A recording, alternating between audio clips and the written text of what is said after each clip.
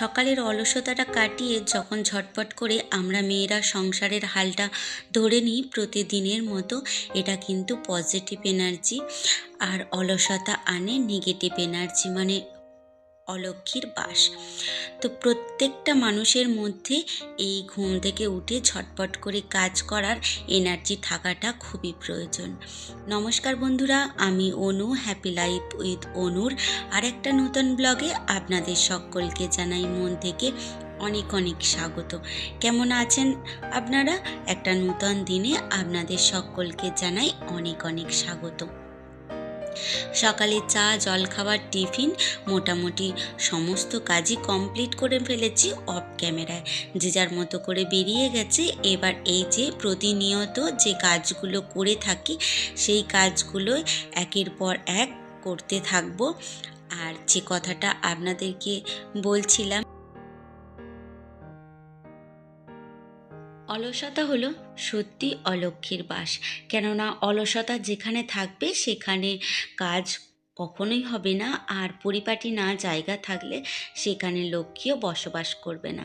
বাস্তু মতে আমাদের কিছু কিছু কাজ বা কিছু কিছু গাছপালা বাড়ির মধ্যে না থাকাটাই ভালো। তবে আমি মনে করি যে আমার সকল বন্ধুরা অনেকে অনেক কিছু জানেন, তবুও যেটুখানি জানি ভাবলাম আপনাদের সঙ্গে শেয়ার করি, যদি কারোর কোনো উপকারে আসতে পারে। গাছপালা আমাদের সকলেরই ভালো লাগে এবং গাছপালা আমাদের চারিপাশে থাকা খুবই উপকার। তবে কিছু কিছু গাছপালা আছে যেগুলো ভিটের মধ্যে না থাকাই ভালো, যেমন পান গাছ, যেমন ডুমুর গাছ, এগুলো বাড়ির মধ্যে বা ভিটের মধ্যে না থাকাই ভালো। এগুলো যতটা দূরে রাখা যায় ততটাই কিন্তু আমাদের বাস্তুর পক্ষে অনেকটা ভালো। আর আপনাদের সঙ্গে কথা বলতে বলতে গাছগুলোতে জল দিয়ে নিচ্ছি, কেননা সকাল সকাল গাছগুলোতে না জল দিয়ে নিলে রোদ্দুরের ফলে গাছগুলো ঝিমিয়ে যাবে। এরপরে রান্নাবান্না যদি করতে চলে যাই তাহলে অনেক বেলা হয়ে যাবে। তাই ভাবলাম যে আগে সকাল সকাল গাছগুলোতে একটু জল দিয়ে নিই, তারপরে রান্নাবান্না করব। আজ অবশ্য কিছু কথা আপনাদেরকে বলবো যেগুলো বাস্তবমতে আমি মেনে চলি, আর সেগুলো অবশ্যই খুবই ভালো জায়গা থেকে জানি বলেই কথাগুলো আপনাদের কাছে শেয়ার করতে পারছি। আর নিচেতে আমাদের যে ঘোষ দুধ নিয়ে যায়, উনি এসেছিলেন, ঘি দিয়ে গেলেন। আমাদের বাড়িতে গরু আছে, অনেকে জানেন অনেকে জানেন না। তো যেহেতু দুই বেলাই দুধটা দেওয়া হয়ে যায়, বেশি দুধ তো বাড়িতে রাখা হয় না, ফলে সরও হয় না। তো সেই মামার কাছ থেকেই এটা হলো 500-র একটা ঘিয়ের জায়গা, সেটা দিয়ে ঘি নিয়েছিলাম। আর তারপরেই রান্নাবান্নার কাজে চলে এসেছিলাম। আর বাকি অনেক কাজ আছে, আজকে একটু ঝাড়া পোছার কাজ আছে, সেগুলো করব। আর সেগুলো কি কি কাজ করব সেগুলোও তো শেয়ার করব। তার আগে ভাবলাম যে রান্নাবান্নাটা করে নিই। আসলে একটু ধুলোধালার কাজ করলে না আর রান্নাবান্না করতে ভালো লাগে না, মনে হয় কখন স্নান করে নিই, কখন পরিষ্কার হয়ে নিই। ভাতটা চাপিয়ে দিয়ে ঝটাপট করে টিফিনটা করে নিয়েছিলাম অফ ক্যামেরাতে। আর তারপরে এই যে করে নিচ্ছি মাছের ঝাল। আজকে নতুন আলু দিয়ে মাছ রান্না করব। এমনিতে আমি তরকারির মধ্যে আদা রসুন খুব একটা ব্যবহার করি না, সামান্য পেঁয়াজ দিয়েছি আর তার সঙ্গে দেব টমেটো। আর ওই যে রেগুলার যে ঝাল মশলাগুলো লাগে সেগুলোই দেব, শুধু আদা রসুনটা দেব না। দিয়ে নতুন আলু দিয়ে আজকে মাছ রান্না করব। এইভাবেই সিম্পল করেই রান্না করতে আমি খুব ভালোবাসি, আর সিম্পলের রান্না বান্নাই আমাদের বাড়ির সকলের খুবই পছন্দ। আদা রসুন দিয়ে খুব একটা রান্না বান্না খেতে কেউই আমাদের বাড়িতে পছন্দ করে না।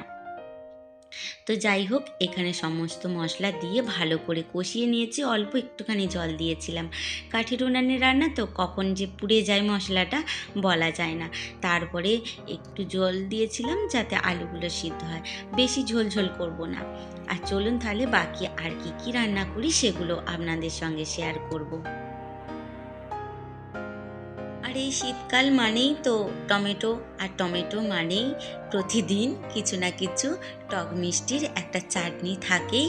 আর এদিকে আমার মাছের ঝালটা হয়ে গিয়েছিলো, আর যেহেতু রান্না দুয়ার থেকে নিয়ে যাচ্ছিলাম, রোদ্দুরের আলো পড়েছে বলে এই রকম কালার লাগছে, তবে কালারটা খুব সুন্দর হয়েছিল। আর এদিকে টমেটোর চাটনি করে নিচ্ছি।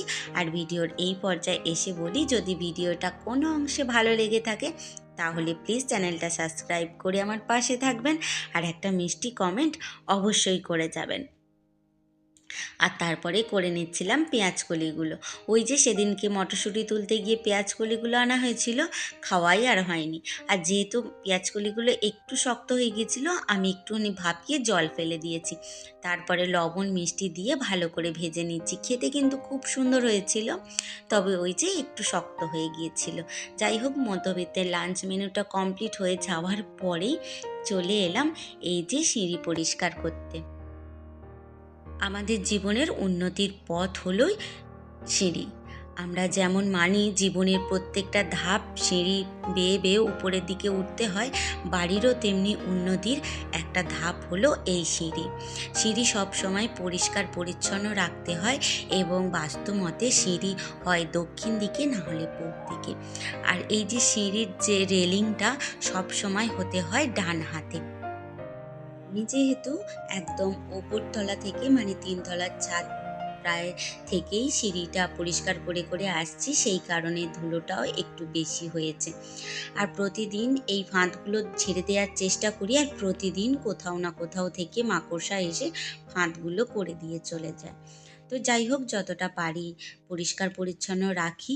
আর যে কথা বলছিলাম, যে প্রত্যেকটা মানুষের জীবনের উন্নতির পথ হলো সিঁড়ি, তেমনি সংসারের বাস্তুমতে শ্রীলক্ষ্মী বজায় রাখতে সিঁড়ি সবসময় পরিষ্কার রাখা ভালো। সেই রকমই সিঁড়ির নিচটাও খুব সুন্দর করে পরিপাটি করে রাখা ভালো। আমরা অনেক সময় অনেক ভাঙাচোরা জিনিসপত্র রেখে দিই, আসলে কিছু কিছু জিনিস না রাখাই ভালো, যেগুলো উন্নতির পথে বাধা আসতে পারে। তো যতটুখানি জানলাম ততটুখানি আপনাদের সঙ্গে শেয়ার করলাম। আসলে কিছু কিছু জিনিস মানুষ ঠকতে ঠকতেই শেখে, আর শিখতে শিখতেই অভিজ্ঞতা বাড়ে। যেমন আমিও শিখেছি। আর এই যে ঝাঁটাটা রেখে চলে এলাম কেন বলুন তো, ফোনটা বাজছিল, এসে দেখলাম ছেলে ফোন করেছে, তার সঙ্গেও খানিকটা বকবক করলাম। এটা তো প্রতিদিন কাজের মধ্যে চলতে থাকে, কখনো শেয়ার করা হয় না। আজকে যখন ক্যামেরা বন্দি হয়েই গেছে, ভাবলাম এইটুখানি রেখে দিই। তারপরে এই যে শুকনো ফুলগুলো প্রতিদিনের মতো তুলে গাছটাকে পরিষ্কার করে দিচ্ছি। এবার স্নান টান করে নেব, তাহলেই কিন্তু আমার আজকের মতো কাজ কমপ্লিট হয়ে যাবে। ও না, বাসন কোসনও কিছু রয়েছে, সেগুলো ধুয়ে ধায়ে নেব।